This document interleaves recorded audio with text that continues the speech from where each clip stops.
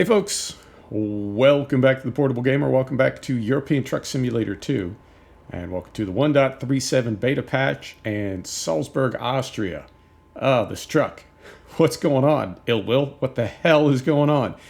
Long story, I'll tell you after we get rolling, but let's talk about 1.37 a little bit. First thing, I guess the most obvious thing, this is our new trailer that we got for 1.37. It is a food tanker.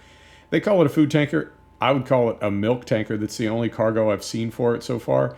It does come in chrome or paint. This is the chrome version, but it does have paint on it. And you can also get it for the Schwarzmüller. If you have that DLC, you can get it in the Schwarzmüller configuration as well.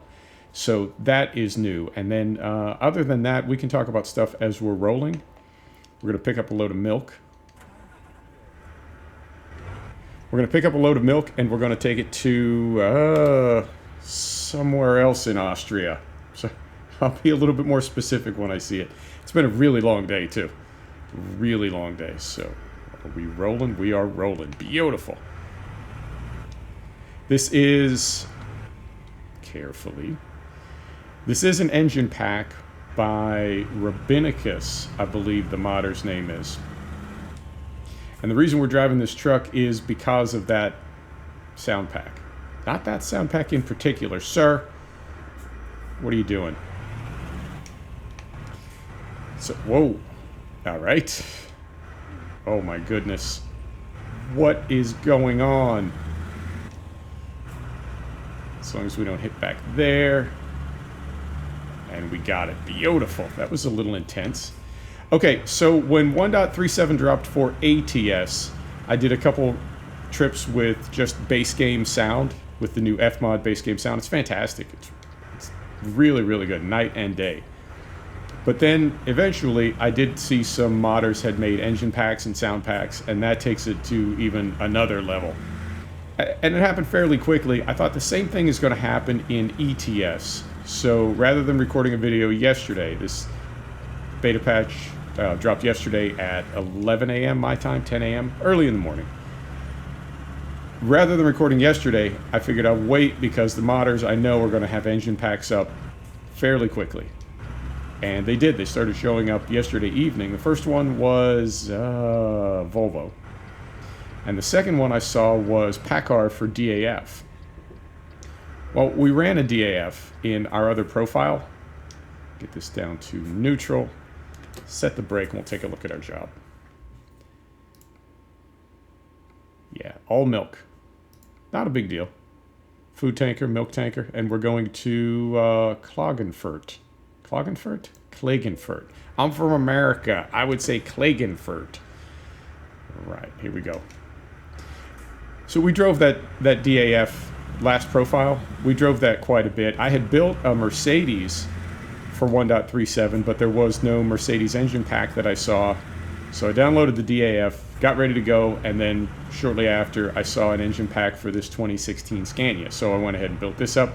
We did relocate in this new profile. We are based out of Zurich, so that's why we've got the Swiss paint on there. And you know, I'm not, at the moment, let's pull this up just a bit more. At the moment, I'm not skinning. I can't quite make it work the way I used to be able to. I think it has something to do with the normal maps and some other things that SCS has added.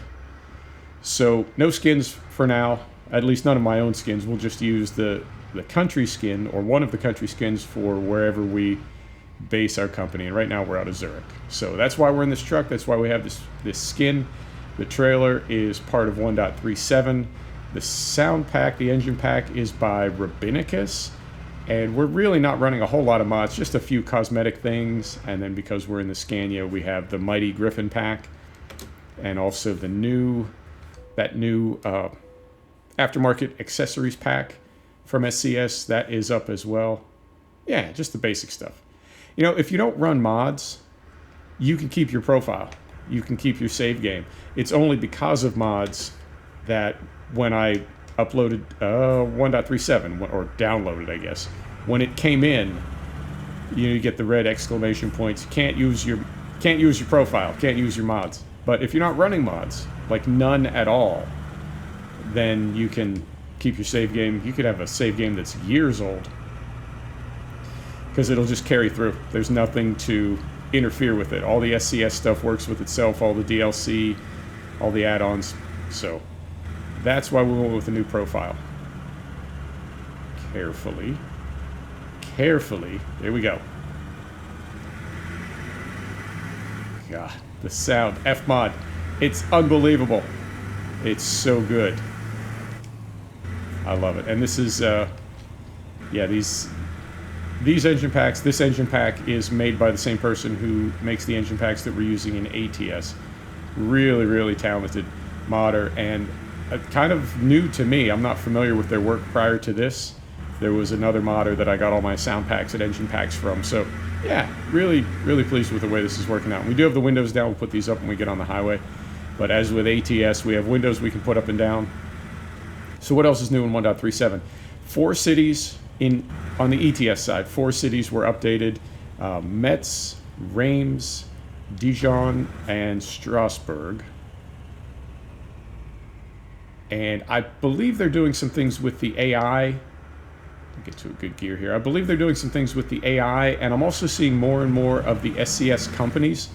We're not running Jazzy Cat packs right now. We're not running any real company mods.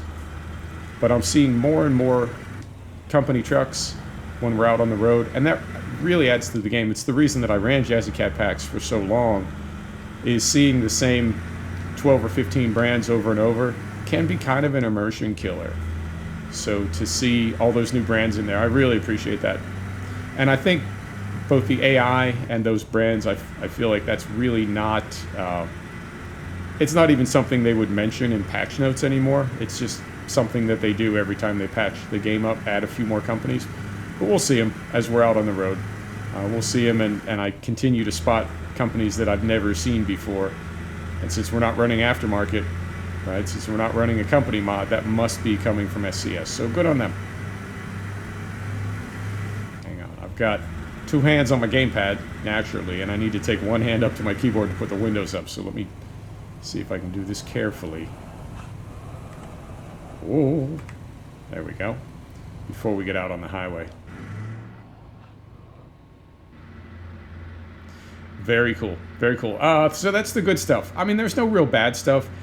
Anytime I build a new profile, I am reminded or sort of curious why SCS does not have the ability to, like right now, I've got everything set up the way I want it as far as controller settings, sound settings, graphics settings, realism settings, advanced coupling on, off, all that sort of stuff. I've got it all set up the way I want it. I would love it if there was a way to go into a menu somewhere and save profile as template. So the next time we create a new save game, a new profile, we can just use that, right? And it carries everything over. Because as it is now, when you start a new profile, I haven't found a way yet, when you start a new profile, to do the first trip anyway but with the keyboard, which is not a big deal because the first trip is typically like 1 kilometer. You just drive from one side of, in this case, Zurich to the other. It takes a few minutes. Then you can save. Then you can go to your last good save game from another profile, copy out the controller configuration, etc., and haul it over to your new profile, your new save game. It's not the end of the world. It takes a few minutes. It's not a big deal. But I would like to see, I think that would be something very cool that they could add. And that's strictly housekeeping. That's not, you know, we've all got our list, things that we'd like to see. Trucks that get dirty, I think, would be very, very cool. A lot of people want to get out and walk around the truck.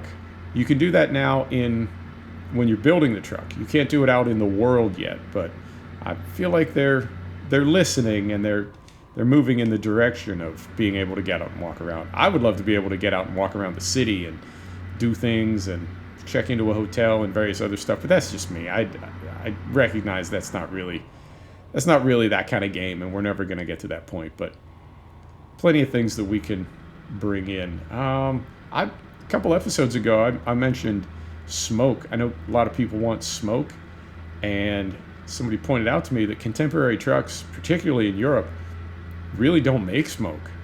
They certainly don't make black diesel smoke like the 70s. But I think that would be fun because it's a game, right?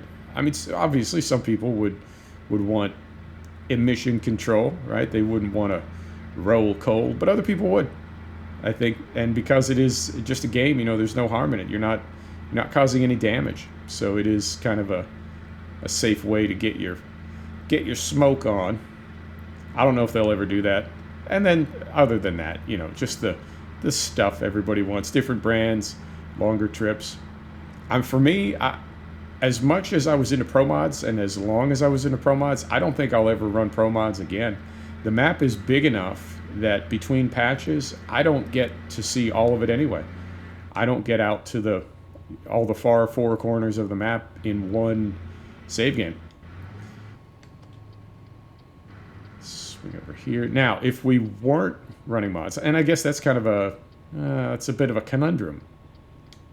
If we weren't running mods, then we could preserve our save game, and we could, right, if we went north for one patch, we could go south for the next patch, and we could see the whole map. But if we weren't running mods, we wouldn't need to. I think in my head that makes sense. I know what I'm trying to say. I think I'm just not saying it right. So it's possible that we will just carry over with fewer mods, and we will be able to see the whole map. But it's big enough now that I don't really need Pro Mods anymore. It sounds weird to say that. That's terrible truck driving. I thought I had it, and I didn't slow down nearly early enough. And then when I realized I didn't have it, now I slowed down too late. All right, here we go. Gotta concentrate for a minute. I'll be back.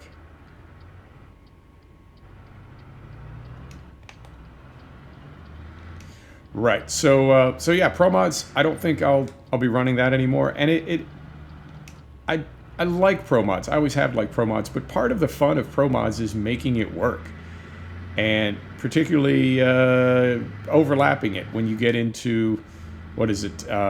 Is it Mother Russia? I don't know. There's a Russian map. There's the Great Steppe. You can make a lot of different mod maps work together, and it is kind of a thrill, to get it all working. Although you will have, I always did, you will have a lot of game crashes, but it's fun to get it all working together. Some of those maps, I have to say, the quality is not great. Pro Mod's quality is fantastic. Some of those mod maps, not quite so good. But I'm content with all the space that we have to drive around. And now we're going to have Iberia not too very long from now. That'll be awesome. And from there, where else can we go except into Russia? There's no more of Europe left. So we'll head out that way. But as far as Jazzy Cat packs, yeah, I mean, maybe. But SCS is bringing in enough brands and doing enough things that I don't feel like I'm missing anything. And a year and a half ago, I wouldn't say the game was incomplete, but something like Pro Mods or Jazzy Cat packs made a lot more sense. And now I just don't feel the need for them. I would like to see more tuning packs from SCS, and I would like to see more types of buyable trailers. I'd like to see the glass trailer. I don't know if they're ever going to release that. That's like the white whale of trailers. They did release the Dynamite Hauler as a buyable trailer, but the glass trailer, the fuel tankers, there's a couple other ones. The cement tanker, there's a few. So I don't know if they'll ever bring those in as buyable trailers, but we'll see. No complaints, though, as much as I may wish list some things, that's not a complaint. SCS, I think, is doing a great job. So, 1.38 is then the next thing that we have to think about. And as 1.37 was to sound, 1.38 is going to be the graphics, and I can't wait to see what that brings in. Maybe that will be when they have dirty trucks, finally. That you got to get your truck washed. And there's also a persistent rumor of buses. I guess in a lot of these patches, and as they're adding to the cities and changing the cities and fixing them, the stuff from the very earliest parts of the game that looks a little ragged by comparison, they are adding bus depots, and it's got people wondering if there's not going to be a bus functionality at some point. And objections to that, or reasons why that might not be a thing, is licensing, getting the buses licensed to bring into the game. And also, it just might not be something that people really want. But I would drive a bus. I think that would be fun. I mean, it's really from your perspective as a driver, right? You're really looking at more or less the same thing. You're just driving to a different place when you get to the city.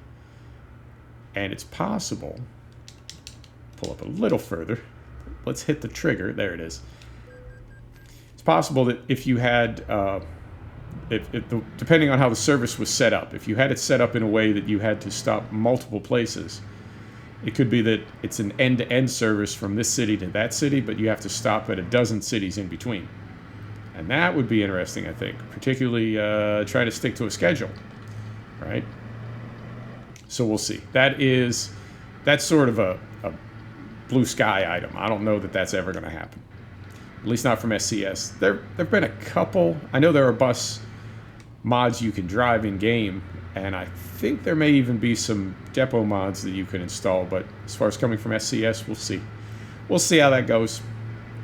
And I think that's all I've got. Yeah, there's some cosmetic changes for 1.37, and there are some physics changes as far as the way the trucks deliver power. It's kind of subtle, but they do feel like they have a little bit more weight, and they feel like they rev a little bit more slowly, which I always appreciate. You're driving on some of, again, the early parts of the map. You can see the way the areas used to be laid out. It was a little bit more arcadey and a little bit less sim than it is now. The new parts of the game really have a simulation feel. And so when you add in the changes to the physics and make the trucks accelerate slower and really just sort of feel more like big trucks, that to me makes it a lot more immersive. It feels a lot more like a sim. So, yep, I think that's about all I got for 1.37. As far as the general gaming, the stuff that we talk about when we're driving the truck, the thing I've really been thinking about, like always, I don't know why this is, I wouldn't say that it vexes me, but it's something I'm really curious about, and really, it does impact me to a certain extent, and I am curious where it's all headed. And I found a thread this week. I won't tell you the game. Not like it's a big secret or anything, but, I'm not, I don't want to sound like I'm disparaging a particular title. It's not about that at all. But I was on a thread about a game, and there were some people saying, this game really has, the sim really has a lot of game-breaking bugs. And there was pushback from people on the thread, and there always is. And what's tricky is trying to figure out, is this person white knighting? Are they just a fanboy? Is this person trolling? Are they just a contrarian dick that just likes to fight on the internet? Are they making valid points? Where do we come out on that? And I did see people taking exception to the idea that this sim had game-breaking bugs. And one person said, no, a game-breaking bug is a bug that takes you to BSOD. That's, anything, if the game runs, that's not game-breaking. And I've thought about that since I've read it. And I see their point, and I guess I can't disagree with them practically. But I do disagree with the spirit of what they're saying, which is, how do we define a broken game? And it got me thinking, as always, about my comparison to the film industry, to Hollywood, and the way they make movies, and how games are becoming so much like movies. So if we apply that to a big Hollywood movie, right? If it meets the literal definition, if it satisfies the criteria of a movie, it doesn't matter how bad it is, as long as it plays from one end to the other, right? You have moving images on a screen, sound most likely, right? If it meets the literal definition of a movie, then it's okay. And if we were to apply that to a video game, as long as it runs, it doesn't have a game-breaking bug. Oh, I don't know about that. To me, that's being pretty generous. And as sim gamers, we're really all about immersion. And for me, I mean, maybe I'm swinging the pendulum too far to the other side. If that definition is too generous, right? As long as the game runs, it doesn't have a game-breaking bug. Maybe my criteria for that is a little too strict. Because for me, things that take you out of the immersion, I would consider that game-breaking. And I recognize that is a little bit too strict. You gotta have some latitude in there. And somebody else in that same thread pointed out, software has always shipped out broken, all the way back to something like Windows XP. Are we speeding? Yeah, we're speeding. Okay. I got to adjust my sound a little bit more. I've got my alerter on, but I can barely hear it. There we go. Let's get it down to 80. Let's be good truckers. Windows XP shipped with known bugs, and they fixed it with SP1, I believe. And at the time, service packs were you could still get them on DVD, right? So that was, I guess, the earliest recollection that I personally have of a software product that shipped broken. And we sort of knew it shipped broken, but what can you do? There's no way to test for every conceivable bug. And that's not to say that Microsoft was beta testing their product on consumers, which is something that people say. And again, I don't completely disagree, but I don't know that we need to be that onerous. Let's not think the absolute worst of software developers, whether it's business and technology applications, operating systems, games, whatever. Let's give them a little bit more credit. And that got me thinking about aircraft and aircraft safety. And there's an axiom, I guess, that it is possible to make an aircraft 100% safe. It is possible to make planes that don't crash. They rarely crash as it is, right? It's gotten much, much safer over the past 25 years. But occasionally, unfortunately, a plane still does crash. We could make planes that don't crash, but a ticket would cost you $10,000, right? And nobody would ever fly. So we're willing to make those trade-offs as consumers. We don't necessarily dwell on it, but if a new operating system is going to be absolutely bug-free, do you want that? Yes, I do. All right, that's the good news. We can make it absolutely bug-free on day one. The bad news is it won't be ready for 30 years, and it's going to cost you $5,000. Ah, well, that's no good. That doesn't work for me as a consumer. So we make the trade-off. And we know we're going to have Windows 10 updates every few weeks, right? They're always finding things. They're always discovering things that they can improve, things that they can fix, right? That's a massive company like Microsoft. Well, a smaller company, a smaller software developer, where do they come out on this? And again, that I know this is something I've talked about before. It's impossible to find all the bugs, at least with the budget that most software developers are working with. But even if you could find them all, it would delay the product so long and it would cost so much to have that many people on staff that nobody could afford to buy it when it was released anyway. So I think we're in kind of everybody's compromising. The developers are compromising, and we as consumers are compromising. But as long as that's all happening in good faith, then I think we can all continue getting along. It's only when one side or the other is not playing by the rules.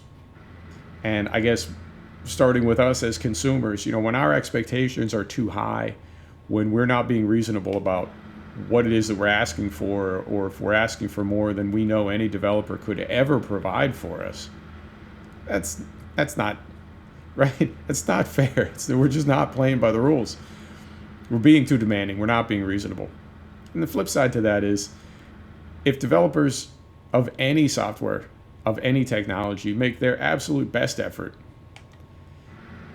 to deliver something that is fully functional on day one, knowing that nothing can be perfect, but they'll do their very best for us. Okay, that works too. But if we get to a point where developers are slam dunking products, rushing things, sending things out broken, knowing that they're broken, and this was actually the reason that I found this thread is I was looking for, I was in a sim and I was trying to do something in a sim, and I was having what I was feeling was an impossible situation. I just could not get this sorted out, and so I took a look to see, am I doing this wrong or is it broken? And not specifically the part of the sim that I was in was broken, but I did find that, yeah, there are some bugs in that sim that the developer has no intention of fixing. And they said as much. And that's really difficult for me to process as a consumer. And I guess the takeaway and some of the things that I saw in that thread were, hey, if you don't like it, don't buy it, which is something that I say. But hang on, let's get around this bend. I got to concentrate. There we go. That's something that I say, but when I say it, I'm being positive. I'm saying, don't feel pressure to buy a sim or buy a DLC or anything else. Wait until it's been out for a while. Wait until it's had a couple patches. But what I was seeing in that thread from the White Knights was, hey, don't buy it. And it's not that simple. It's not as easy as knowing what's broken before it's released. It's not as simple as knowing what company takes the time to service products that have been released. Because really, that's a moral hazard for a developer. If somebody's already bought your product and then you find out it's broken, what incentive do you have to fix it for them other than your own character, right? There's nothing. You get 2 hours on Steam to get a refund. If somebody's owned the game longer than 2 hours, they really have no recourse, at least as far as that game is concerned. They have no recourse. There's nothing they can do to get their money back if they find out more than 2 hours into that game that it's broken or unplayable or if it just sucks. So what incentive do you as a developer have to fix that? Well, just your character. And I know there's some developers that are very serious, and you can see this historically. They're very serious about taking care of their customers long term, making sure people like the games and play them for as long as they possibly can until the technology of hardware no longer supports that game. And others, not so much. And some of them do it sort of discreetly and under the radar, and others are very upfront about the fact that they just really do not care about their customers. What are you going to do? Not buy our product? And when they ask that rhetorical question, they already know the answer, and the answer is, no, we'll buy it. We'll buy it. I'm still buying products from that company, even though I know. So that's an interesting thing to try to sort out long term. And ultimately that thread got kind of ugly, but it did resolve itself toward the end, and it was nice to see people that had been really kind of really not being very nice to each other not too long ago in the thread, a bit earlier in the thread, to see them kind of recognizing each other's positions and ultimately understanding that both of them were just expressing their opinions, and that opinions aren't really ever wrong. There's some factual things that can be wrong, but your opinion every opinion is right. They may be different, but they're all right, at least to the person who is feeling that or expressing that opinion. So that was cool to see people sort of come together at the end. But what they did agree on was, yeah, these are just our opinions about video games, and there really is no right or wrong answer. A game having a bug so bad that it crashes to desktop or BSOD, Yeah, I think that's a fact. That's a fact that is a game-breaking bug. Fortunately, there really aren't too many of those. Most developers catch those before a game or a sim or a software product is released. So if that's our if that's our benchmark, that the game just runs, yeah, most developers I think have that buttoned up. But other than that, I think it's just going to be buyer beware. And it's not even buyer beware. If this game is broken on day one, the developer will fix it, because there's a possibility they won't. And that's a whole nother level of buyer beware. So we'll see. I'm really curious what gaming is going to look like in another 5 years. I think with VR and even robotics, at some point robotics is going to come online in a way that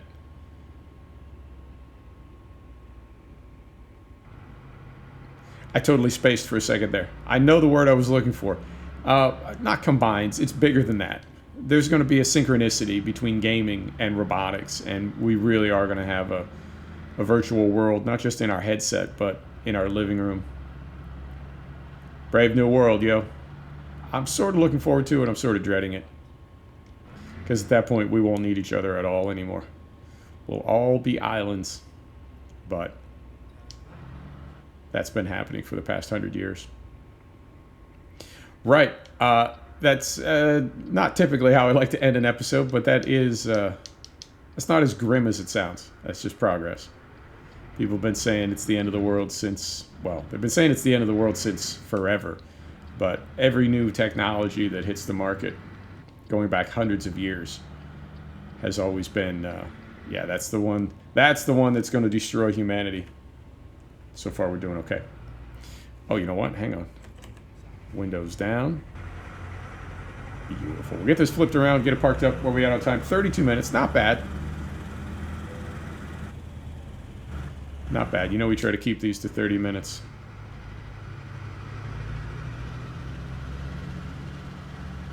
All right.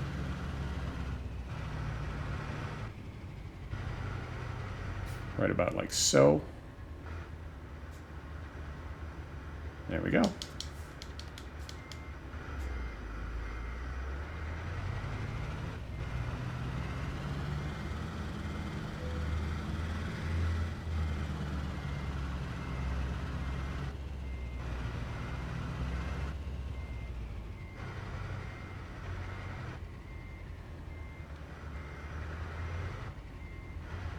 I lost it right at the end.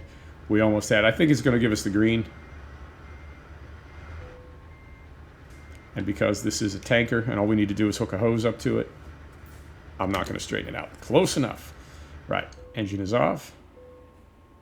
Let's see how we did. There you go. 14 grand. 500 XP. There you have it, folks. Thanks for stopping back to check out the Portable Gamer. Thanks for joining us for another episode of a European Truck Simulator 2. This is the 1.37 beta. See you next time. Take care now.